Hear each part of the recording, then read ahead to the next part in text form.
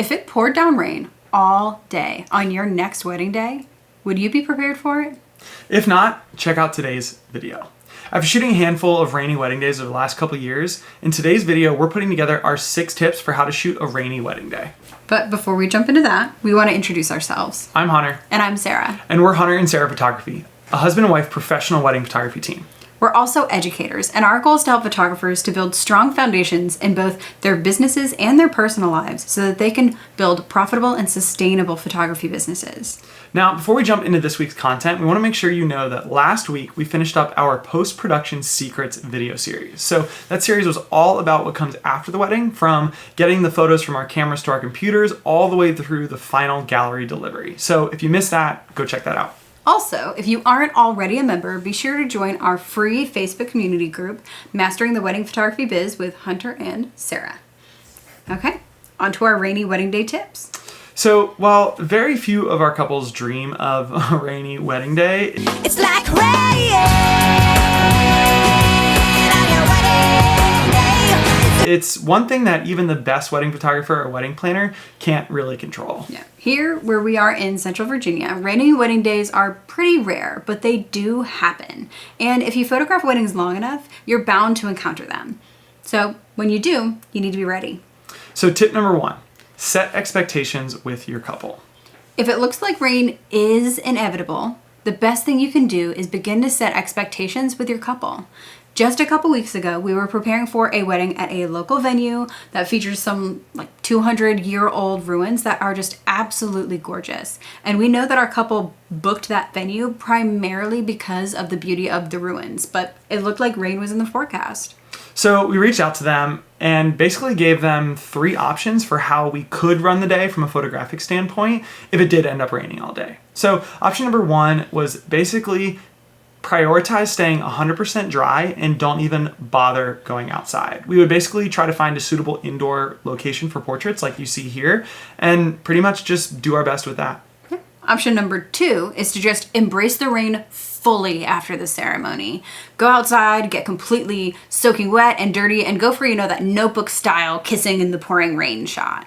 And then option number 3, as you can probably imagine, is sort of somewhere in the middle. So this would be incorporating some areas that are outside but are either covered or working with clear umbrellas and kind of finding that balance between natural light but also staying dry. Yeah. And while each of these 3 options have their own merits, it was ultimately up to our couple to decide what fit their vision for their wedding. So, for example, if your couple is just absolutely obsessed with their outfits and just could not imagine getting them even the tiniest bit dirty or muddy or whatever, then they might be willing to sacrifice the quality of their images a little bit in order to really keep themselves and their stunning wedding day outfits dry. On the other hand, if they are willing to get a little wet for the best images and are okay needing to change their shoes after their portraits, option 3 might be for them, but that's ultimately their decision. Yeah, and in any relationship, whether we're talking business or your personal life, conflict is almost always a result of missed expectations, right? So the same is definitely true for that client-photographer relationship. So making sure that you are on the same page as your clients ahead of a rainy wedding day is honestly crucial. Yeah. And by the way, during the same expectation setting email, we also let them know that if the rain is off and on, we may be, suddenly pulling them outside as the rain lets up and then rushing them back inside as the rain picks up again. But that no matter what, we were going to do our best to keep with their timeline while also getting great shots. So tip number 2 is don't stress about the rain until about 48 hours out. Yeah. Honestly, weather forecasts they suck at predicting rain. Sure. I'm just gonna say it. Forecasts are not always accurate. Yeah, and we seriously can't tell you the number of times that it said, 10 days out, it's gonna rain that weekend. And then 7 days out, still looks like rain. 4 days out, still looks like rain. And then when the weekend actually came, it was either, overcast with no rain or even completely sunny. Yeah, so that's why we tell our clients that they should essentially ignore rain in the forecast until 36 or maybe 48 hours out at the earliest. And oftentimes, forecasts are really only useful the morning of. So if we have a wedding on Saturday, for example, we literally don't even look at the forecast until the middle of the day on Thursday, and we won't actually email our couple and start making rain plans until Friday, assuming rain, it still looks like rain is in the forecast. Of course, they'll need to make sure that the rain plan is in place, well in advance with the venue, the caterer, their planner. But we like to wait until the last possible minute to make any official changes to the photography timeline. And this is, by the way, essentially the same principle that we have when it comes to portrait session scheduling, right? So if we're going to shoot a session on a Tuesday evening, we're still not really going to look at the forecast until, maybe first thing Monday morning. And we wouldn't really postpone a session due to rain unless that morning, or even sometimes like just 3 or 4 hours before the session, the forecast was still calling for rain, because we've just had so many times where, it looks like rain, and it ends up being a beautiful afternoon. Yeah. However, sometimes the forecast looks good. So you move forward with your portrait session and rain suddenly strikes halfway through the session like it did for these couples. And when that happens, you need to know how to make the best of it. And of course, if it calls for rain on a wedding day, there's nothing to do about that, and you are just going to have to shoot that wedding. So that's where these next 4 tips really come into helping you get the most out of a rainy day. Yeah, so tip number 3, how to prepare for a rainy wedding day. So as you begin to prepare for a wedding day that is potentially going to have rain, there's a few things you can do to kind of make sure that the day runs as smoothly as possible. So for starters, the first thing you should do is identify any areas on the venue's property where you can access natural light while also staying dry. This usually means finding an area beneath a covered awning or, a large tree that has, during the summertime, it has a lot of branches that are just full of leaves. Although these areas won't keep your subjects, 100% dry, it's a great way to keep them mostly dry while also keeping natural light on their faces.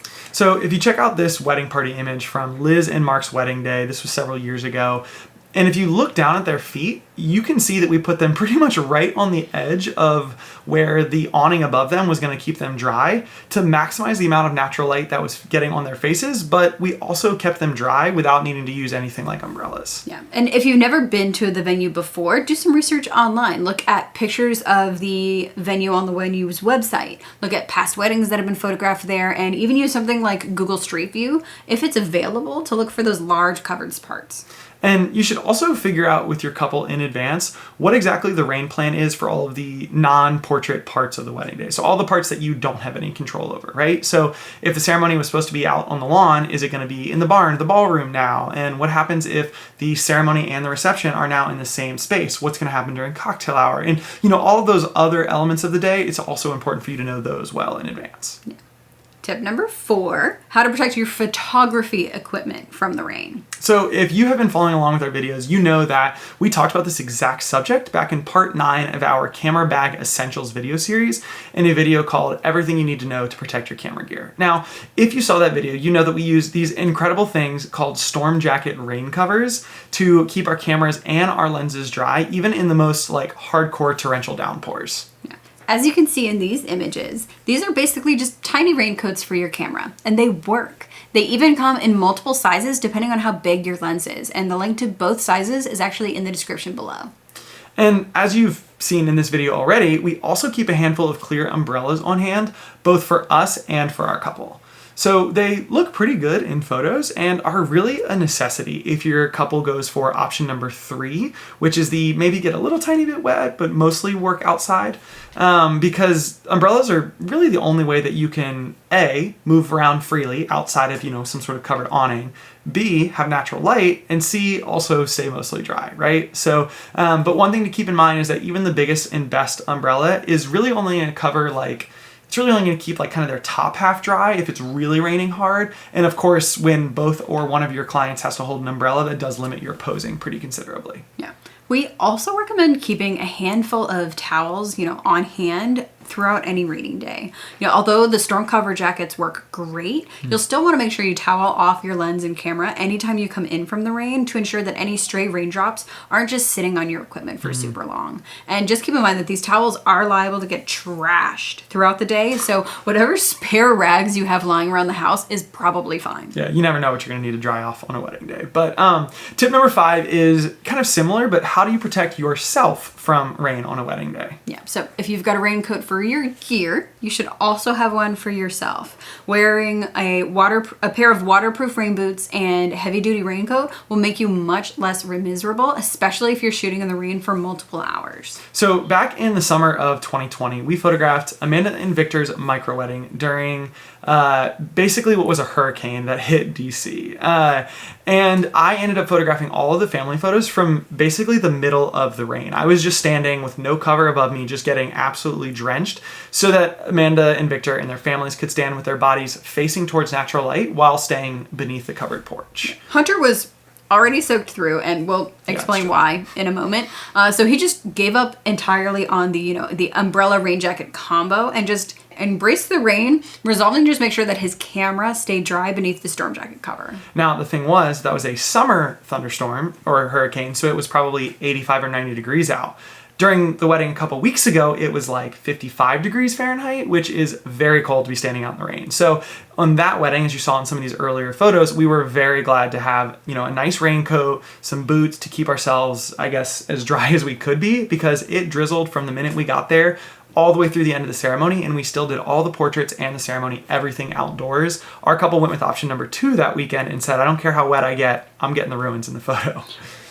So the last thing that we recommend, and to always have a change of clothes and a second pair of shoes on hand when rain is in the forecast. After shooting for hours and hours in and out of the rain, when the reception finally begins and you're done being outside for the day, nothing feels quite so wonderful as when you replace your wet socks and shoes with a dry pair of socks and shoes. And the same goes for your outfit. If you're soaked through to the skin, but you have several hours of shooting inside still, which is going to be in that cool air-conditioned space, it's a really great recipe for getting sick. So do yourself a favor, do a quick change into a dry outfit so you can keep photographing at your best. Yeah. And finally, tip number 6 is just be flexible and be ready to serve your couple. So just a minute ago, I mentioned that Hunter had essentially given up entirely on staying dry at Amanda and Victor's wedding once the rain began. And this is why. That afternoon, the couple was hosting a micro wedding because their full day wedding had been postponed to the following year because of the COVID-19 pandemic. So the wedding was supposed to be in the backyard of a family friend on a gorgeous piece of property outside of DC. They'd rented a bunch of folding chairs and they'd commissioned a florist to create, this stunning flower arch for them to get married in front of. However, the hurricane that was supposed to hit later that weekend suddenly sped up, came much earlier than expected, and hit basically right as we were finishing up some of their portraits. And there was essentially no rain plan for the ceremony, so the entire wedding ceremony was moved to this tiny little front porch on the property. And the problem was the arbor, this beautiful floral arbor, had already been set up and covered with, it had to have been 100 pounds of fresh florals and greenery, and was already soaked by the time we got from the portrait location to the house. So myself, one of the videographers, and the bride's brother actually went out into the rain, picked up this arbor, which I swear had to have weighed 200 pounds. The 3 of us could barely lift it because it was just soaked, absolutely drenched. And we carried it through the rain from the backyard original ceremony location onto the porch, and then we spent probably what felt like a half hour basically trying to secure it to the porch, using wire that we had found in the house. I think it was fishing wire. Yeah, it was a day.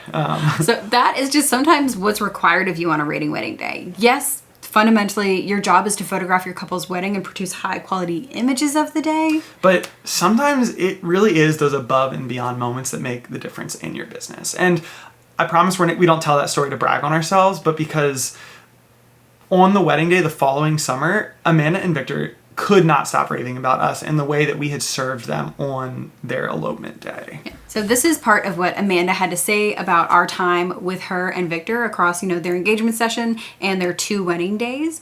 With Hunter, with the help of my brother and videographer, ran through the rain to move my beautifully made flower arch under the safety of the porch. He got soaked.